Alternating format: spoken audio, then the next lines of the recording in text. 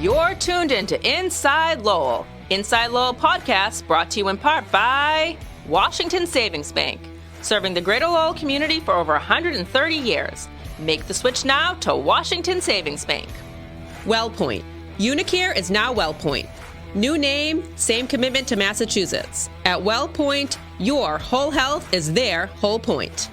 Boston North Company, offering a wide variety of business solutions to help restaurant and retail clients save money. Boston North. Mahoney Oil Company, providing warmth and protection to families in Greater Lowell and Southern New Hampshire since 1925. That's Mahoney Oil. Francis E. Preventia Insurance. For auto, home, business, and life, trust the agency Greater Lowell has counted on for more than 40 years.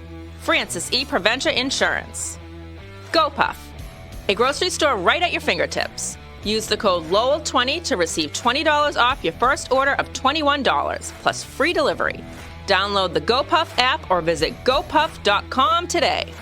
And by the Massachusetts Pirates, bringing all the hard-hitting action and excitement of arena football to the Tsongas Center in Lowell.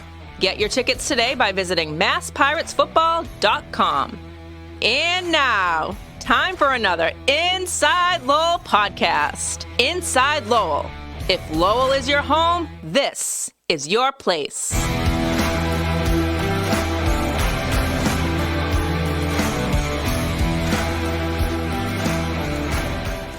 Hello again, everybody, and welcome to another Inside Lowell podcast. We're coming to you from the WellPoint Studios here in beautiful, historic downtown Lowell. Unicare is now WellPoint. New name, same commitment to you. At WellPoint, your whole health is their whole point. And we thank our friends at WellPoint and all of our sponsors here at Inside Lowell for helping to make our podcast and all of our website possible as well. I am Teddy Panos. I'm your host on this podcast. The guest today is none other than Lowell royalty, the queen. Oh boy, I don't know about that, Teddy. Thank you so much. The queen of the city of Lowell, City Councilor Rita Mercier. Yes, thank you very much. Thank you for letting me be here. I'm very thrilled. You know, I'll give you a key. You can come in anytime you want. Well, I will if they fix the elevator, because I'm telling you, I walked up. It seemed like a stairway to heaven. I thought I was going to die. And you weren't here right then, but I was so thrilled because I said, I wonder if he has any oxygen in that room. And it took me all that time to catch my breath. So thank you very much. The sad part is you were breathing far better than I was when I came up those flights of stairs. No, you didn't see me halfway up on the third when I stood there and said, am I all right or what? Well, hopefully. I think going down is fine. It's just walking up. That's all right. I think my landlord is colluding with my wife to try to get me to lose some weight. Oh, so there it is. Shut it down. Yeah, I should be doing that myself. So how have you been? I'm good. But I have a problem because I gain a little bit of weight, maybe a lot of weight, because when you get my age, the only thing you have to look forward to is a great meal. And that's what I look forward to. And that's not a good thing. But anyway, I'll do the best I can. You look fantastic. Thank you you. Look a lot better than I do. Which council term is this for you now? Your 15th. Yes, so you're 15th. about to round up 30 years of being on the council. Yeah, and I love it still. I really do. I really do. And thank God I'm still healthy enough to enjoy it, to help people. I can't help anybody if I can't help myself. And if I don't feel good, I can't do it. But I love what I do. And I thank God every day that he gives me the, strength and the health to continue. So, and I have a council that I truly love. We have a good mix of people. And I must say and brag a little bit about Danny Rourke, our mayor. Because he has a talent of speaking a little bit fast, we get out of there a lot earlier. He doesn't play games. It's bing, bang, boom, and that's it. And I love it. Yeah, he usually, I used to always be able to count on catching an hour and a half of the meeting after I got my kids settled and fed. But now, by the time I do that, you guys have already wrapped up. It also seems that there have been some major issues that are kind of there, and I'm sure will come up again. But it at least seems that this council has gotten through some of the divide that we've seen in prior councils that you've served with, and kind of what we saw a little bit at the end of last year. Is it feel the same way sitting on that council floor, that you guys are kind of working in unison? Yes, it seems that way at all, that we can disagree and still be friends and do it in a dignified manner. And I feel that. And I like this whole atmosphere, and I enjoy going to the city council meeting. And you're still enjoying the kind of the district. I know when you visited us last time before the election, we talked a little bit about the hybrid system. That's right. Versus what you used to serve under before. Is it working the way you wanted? I'm glad you asked that, because I'm going to tell you.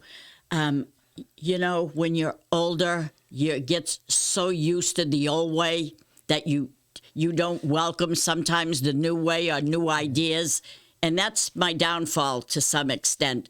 But I shouldn't feel like that, because I'm a Libra and I like to balance the scale. And once I gave it a chance, I think it's a good setup. Districts and then some at large. I think that's great. I say that because people tend to go to their district representative instead of a councilor at large. Maybe it's because I work less because of the districts that take on all that responsibility. I just wanted to ask you that, because you were often the go-to counselor when there was a constituent issues, like, you know, especially some of that pain in the butt stuff, right? The trash pickup or the potholes or whatever. It seemed to me that you were one of the counselors that the citizens went to most often to get this stuff done. Are you finding now that each district has its own representative, that you're fielding a lot less of those type of calls? I'm feeling slighted now. They're going to their district representative. There were many times when people would call me before this ever took place and say to me, "Gee, you're not really my city councilor up in Centerville, but I'm sorry, I'm asking you to help me with this." And I said, "We're all city councilors for the whole city," and we were at the time. So now they know that there's a district representative for them, and they tend to ask that person, which they could. The time when I would be involved is when I go to the store to Market Basket and people come out and say, "Oh, I'm glad I saw a city councilor. I have this issue." So, yeah, that's fun. All right. Well, let's talk about a couple of things that are in the news. And you had a meeting last night. For those watching this, we're recording it on Wednesday morning, April 17th. Rather uneventful and another quick city council meeting last night, as you mentioned. But there is a lot of stuff out there in the news that I'm kind of curious about. Is. And some of it may bubble up into major issues on the floor. But in the last couple of days, Lowell Sun has been reporting on the arrival of a whole new wave of migrants, a big wave this time at the Inn and Conference Center. One thing jumped out at me, though, and in the story that I read this morning by Melanie Gilbert, it talked about how reporters aren't basically allowed onto the property. There's an awful lot of secrecy over there. Does that secrecy, is that just for the media, or are you guys on the council, is the manager, are people in the city of Lowell, are they aware of exactly what's going on in there? Evidently not, because I would never have thought that the press would not be allowed there. You're the press. Why don't you find out about that? See if they let you there. I did not know that. I'm the last person they'd allow. We don't have anything to hide. But I'm hearing from folks there's kind of like there's a lot of stuff that's not known. They're very secretive, especially about who some of the new residents who are coming in are. And I get, you want to protect people's identity and whatnot, but there's a lot of secrecy regarding I did not realize that. Melanie reports a lot of things about the Inn and Conference Center in the paper, where I get all my information, and then again I get a lot of information from Sean Machado, who is the assistant to the city manager. So we feel like we're getting all the news. I haven't gone there, but I'm sure that I could. But gee, I'm surprised to hear that they're having a hard time and not be allowed on the property. I don't understand that. So are you comfortable with the way it's been working so far? There don't appear to be any of the issues that we're hearing about from some of the other sites. That said, we're now seriously ramping up. I think they've basically doubled in the last day or two, with another wave coming next week, the number of residents there. So there's like 661 people altogether right now. Yeah. So I have all the statistics on here.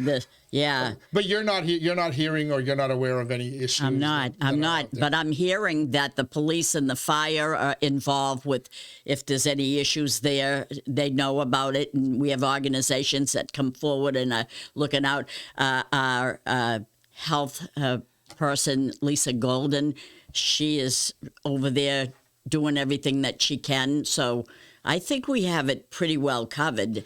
And so let me just start in the beginning and say the people that are coming over here are not illegal immigrants. They're legal migrants, and they're coming over here to the city because of all the viciousness that's happening in their country of Haiti and Venezuela, and they're coming over here to escape, bad things that are happening to them. And I feel bad for that. They probably wish they could stay in their own country with a calmer atmosphere, but they can't. They're fleeing being brutally hurt and starved and all this stuff. And I feel for that. That bothers me. And we are a country that is a safe haven for something like that. For example, when tragedies happen, such as a volcano in the Azores and Portugal, then the people came here from the Azores to seek shelter under Senator John F. Kennedy years ago. That's why every Portuguese family had his picture in their house. But here's the thing. I know what it's like as well. I know it's going to be a burden for us. I understand, and it bothers me but what can you do, really? I just wish surrounding communities did their fair share a little bit more than they're doing now, which is probably nothing. But you got to thank Bedford. Bedford has given us some more people, but they're letting them be schooled, the children be schooled until the end of June. So that's a good thing. But then it's our burden. It's a burden. But we have to help humanity. Do you hear? They're not here because they just feel like living here. They're here because they're escaping torture and brutality. Yeah. Every time I have a guest in, if it's the congresswoman or somebody at the federal level, they talk about, well, we need to get more federal money in here. The state folks, same thing. We need more federal money. The local folks say, well, the state's got to come in, and the federal government. This issue has been going on now. This shelter crisis and migrant crisis has been going on for at least six to 9 months publicly, and probably a lot longer than that. Should we just kind of give up on the idea that more help is coming? Because it doesn't look like it's coming from D.C. Certainly. It doesn't at all. But we all pray that we can find a way to. These are people that are coming here that they don't want a handout. I don't believe it. They're getting help now, but I think they'll be productive people. I work for the sheriff's office, and we have a co-op team. We have people that are coming in from Venezuela, and we have some people that are speaking Spanish because they speak Creole from Haiti and Spanish and Portuguese. But we have a security person that works for the sheriff, and he's Spanish. He's Spanish, and he can interpret for them. And we have a job developer that got them a job in Haverhill. So they're looking for work. They're coming here. They're trying. It's not like they're coming here to say, okay, help me out, and they're not doing that. Yeah, we've actually had a handful come in to apply at my family's restaurant as well. And the language issue is one of the things that we're dealing with now. Oftentimes they're coming with an interpreter. Yes. And then the follow-up call is with the interpreter because the language is an issue. And that's kind of the help that I'm wondering is, like, I know a lot of that's going to fall on the Lowell public school system and also the community college and UMass Lowell. But man, that starts to get expensive. It is. It is. I don't know what to say except that I wish surrounding communities helped us out by taking a little bit of the people and seeing what you could do to help them instead of leaving the burden to one community. So eventually, the hope is that these folks venture out. They're able to stand on their own 2 feet and find their own housing and whatever. Naturally, a lot of that housing is going to be in Lowell, right? Lowell is the kind of community that has some of that, what's probably going to be low-income housing for all or a good chunk of the folks who are moving out of those. Any concern or any plans in your mind for how to best tackle that, since we already have kind of an affordable housing crisis in the city? Yeah, we do. Housing is an issue, and we only have a limited amount of land here. It's not like, oh, we'll build all these homes over there. But CTI, CBA, these are places that organizations that are doing everything they can to help out. I should have brought in the list of all the different housing opportunities that they're working on. Just next door to the sheriff's office, they opened 19 units, very beautiful units for low-income people that are struggling, that are working very hard to find a place to live. I'm so sad because you read in the paper about homelessness, and it isn't all drug addicts or people that are, there's people that are down and out in their luck. A woman is homeless because her husband passed away. She didn't have enough money to afford the house, the apartment she was living in, so she was forced to live on the street. The lady isn't even on drugs or an alcoholic. She's just an unfortunate person. That's the person I want to help. That's sad. And hopefully we're able to get the resources to do so. A lot of news, interesting news development-wise, some great news coming out of UMass Lowell East Campus with that Lowell Inc. Oh, yes. Positive. A lot of discussion last week and the week before about the Hamilton Canal Innovation District, the HCID, and the change of plans. Regarding Salapoli's development. You guys are eventually going to go into executive session about this. We will. Yes, we will. And you don't know what to believe is true or what. We hear about, well, we didn't build any of those on those parcels because they were partly owned by the city, and we had to clear the title and move the zoning and this, that, and the other. When it comes to find out, it was the garage that they already built on where the city had some property. So what is the truth and what isn't? And I'm a little confused about that. And do we have a developer come here and build something and then sell it off and make a big profit on it? I don't know. It's a mixed bag of things. I don't know what to say. I don't have all the answers, but I'm saying, are we being told the truth or what's happening? So you served on the council and you oversaw the administration of Eileen Donahue at the time that these agreements were made. Do you feel, since you were involved in those, the council had to sign off on everything? Yeah, and I believed it was a great deal. I thought it was good. It certainly sounded like it. Or I wouldn't have supported it. But here we got an 8-story building that's going to be built that turns out to be 5 stories now, if it's ever built. That's kind of a letdown. And at the time it looked like a good deal, and you take a person on their word. And it isn't like everybody was coming out of the woodwork saying, I want to develop that. Let me develop it. So with what he had planned and the money he offered the city, I believe it was $2 million.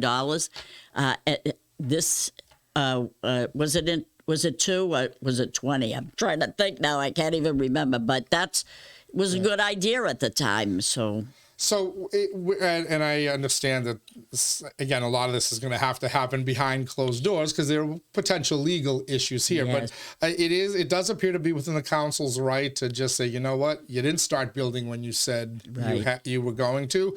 We're pulling these properties and we're going to look for something else. Some folks are advocating for that. They're saying, especially in light of what's happening over at Lowell Link with UMass Lowell, this could become a driver for the Hamilton Canal Innovation District, and you may have some folks interested in developing.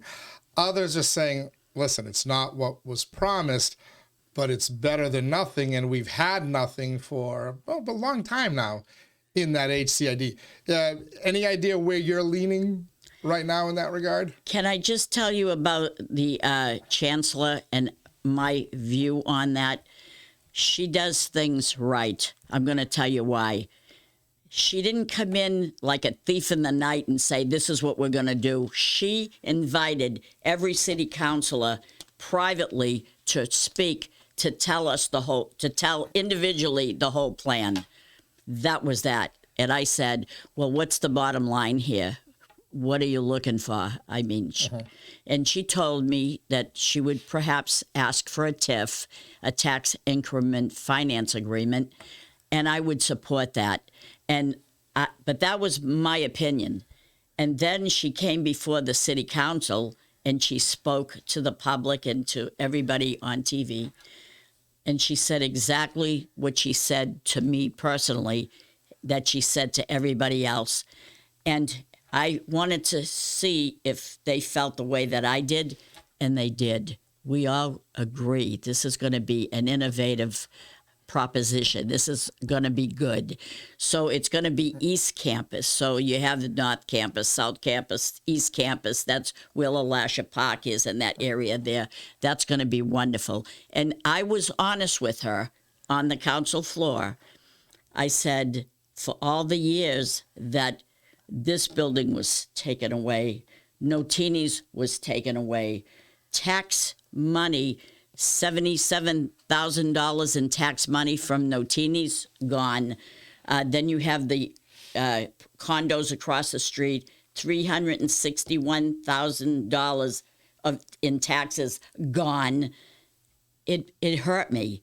Now, if we had property with buildings that were falling apart that nobody wanted, but they could be revitalized and put back on the tax roll to bring in money. And I know you pay pilot payment in lieu of taxes, but did it equal what you took?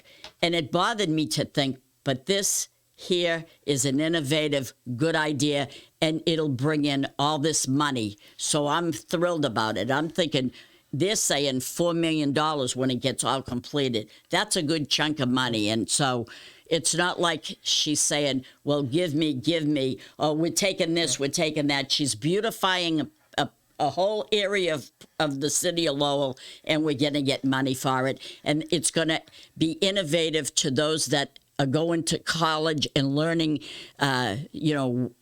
recycling, AI, whatever they're all learning, and they're going to put it to use in the city. They might discover a cure for something that I might need. So, yes, bring them in.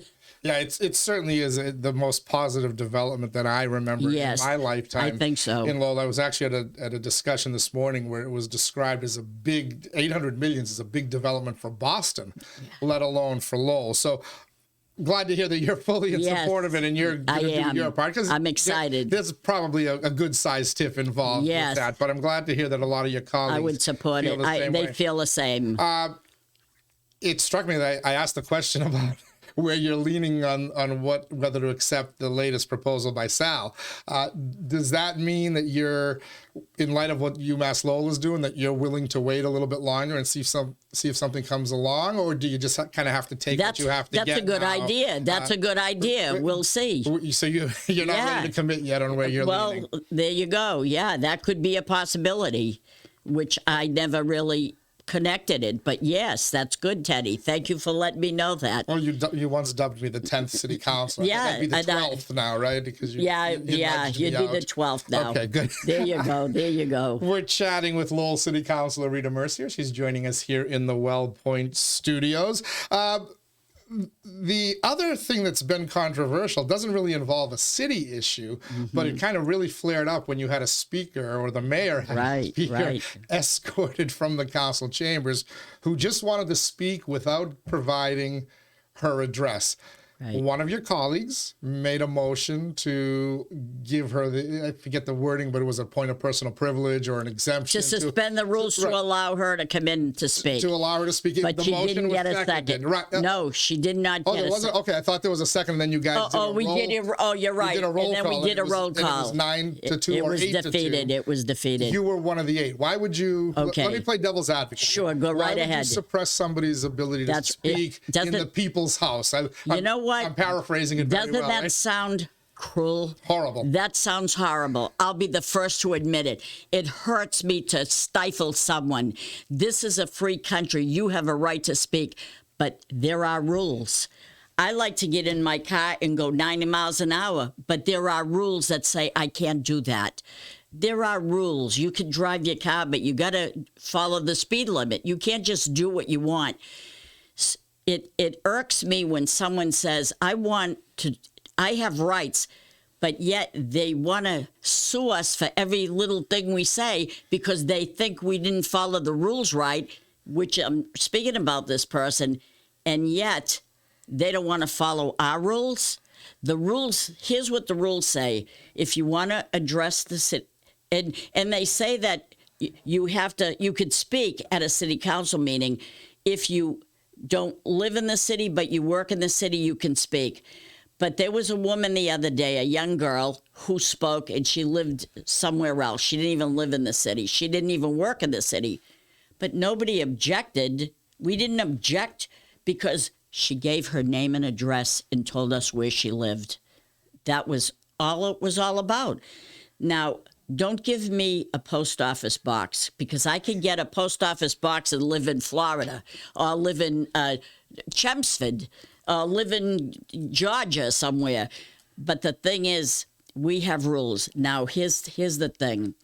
If she went to the city clerk and said, I am a domestic violence survivor and I am getting away from this person, I don't want this person to know where I live, so I'm going to give you my name and address, but I'm not going to give it over the TV.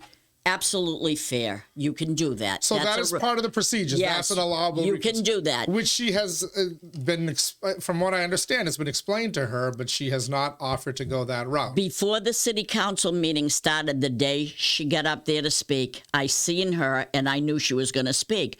So I took the liberty to go over to the city clerk privately and I said, did she register with you her address? He said no.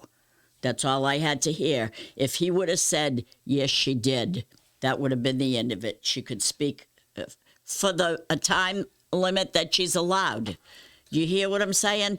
We have rules. We're not trying to be hurtful, but she files lawsuits against the school committee, the city council, but yet she don't want to follow the rules herself. That's what ticked me off. Do you believe that this whole thing isn't really about needing to protect the location, and it's about creating another avenue? She don't have to tell me. She don't have to tell me that. She has to tell the city clerk that.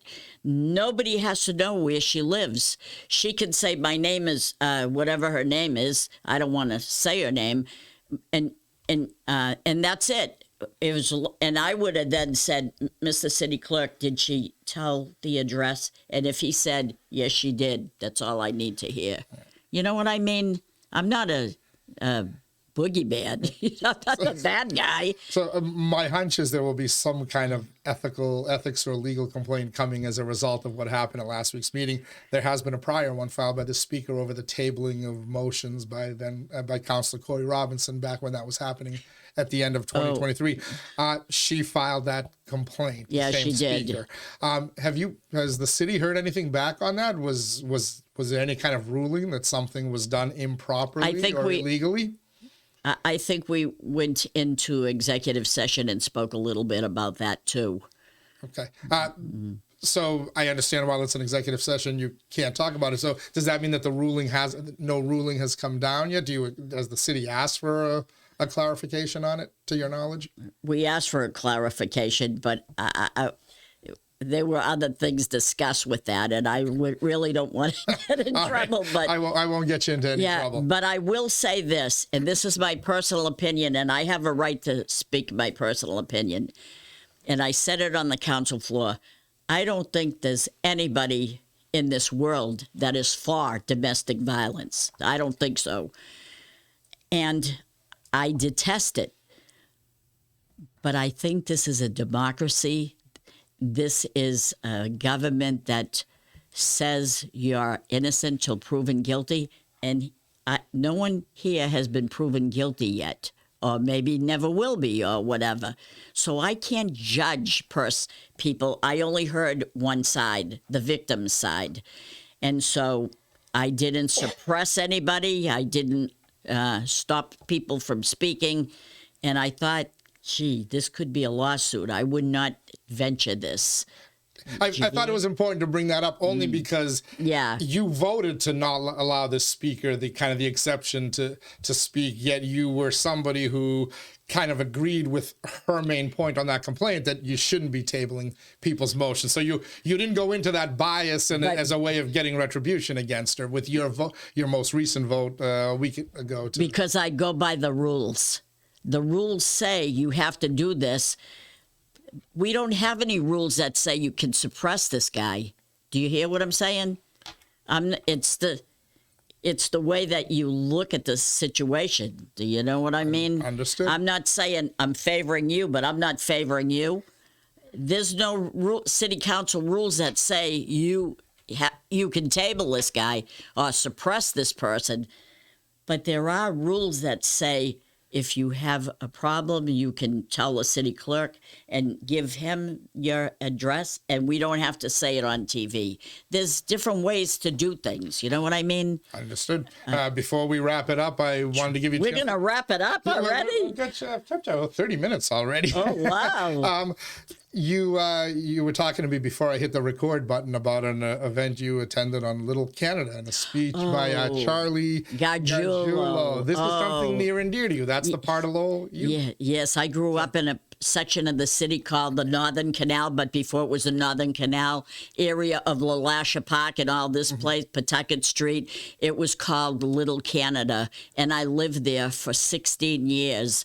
And then we urban renewal came and we were forced to leave, and so I know what it feels like to get kicked out of some place that and I lost all my friends, and my mother's relatives all lived around there. So there was a lecture with Charlie, who wrote a book about Little Canada. And he did the presentation down at the National Historic Park building on Market Street, and it was really very interesting. The place was crowded. They had a good crowd there, because that's where I grew up, and he hit everything that it was considered a poor area, a poor neighborhood. We never knew we were poor. We never felt that way at all. Everybody was like a family. We had the neighborhood drunks that would come home from the bar and they'd go home and they'd be staggering. They never bothered. Nobody bothered them. They didn't bother anybody.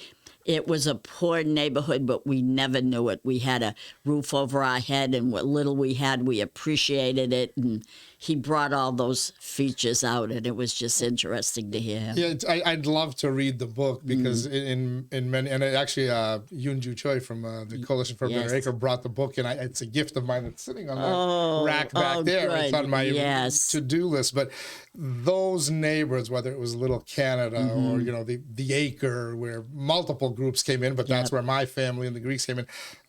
Those little neighborhoods and those ethnic neighborhoods, those really are the story of Lowell. That's beautiful. So I'd love to read the book and find out a little bit more about that land, because it's not gone. No, it's still there. We know where it is. Like Father Morris said, Boulevard was the very, very steepest hill in the city of Lowell, other than Christian Hill, but it was a very steep hill. So we lived in a tenement block. It was a poor neighborhood when I say that. We had running cold water. We didn't have, it was a cold water flat. There was no hot water. Our bathroom was out in a hallway in like a closet. That was it. It was poor, but I grew up that way. And so my father said, we don't have much money, but I want you to get a good education. So he sent me to the Catholic school, St. Patrick's, and then Notre Dame. And so I went to school with doctors and children whose fathers were doctors and lawyers and members of the Vespa Country Club, and I lived in a 3-story tenement block with cold water. But you know what? I felt rich because I had a father and mother that loved me, and it was but it was a beautiful story. And is your family story part of that book? No, it isn't. But because I guess but he does do similar things as if he were talking about us, but he wasn't, because I didn't know him, but I bet we knew the same people. It was just so beautiful. All right. Well, we appreciate the book, the lecture review as well. That was amazing. It makes me want to read the book even more quickly than I had planned. But City Councilor Rita Mercier, as always, thank you for taking the time Thank you so to much. join us. Now I'm going to go to work. All right. Yes, and you get to go down the stairs, which is much easier than climbing the 4 levels. Thank you. Yes. Thank you. Thank you. And thank all of you for tuning in as well on the latest Inside Lowell podcast, Inside Lowell. If Lowell is your home, this is your place. Till next time, be safe, everybody. Oh, Ted.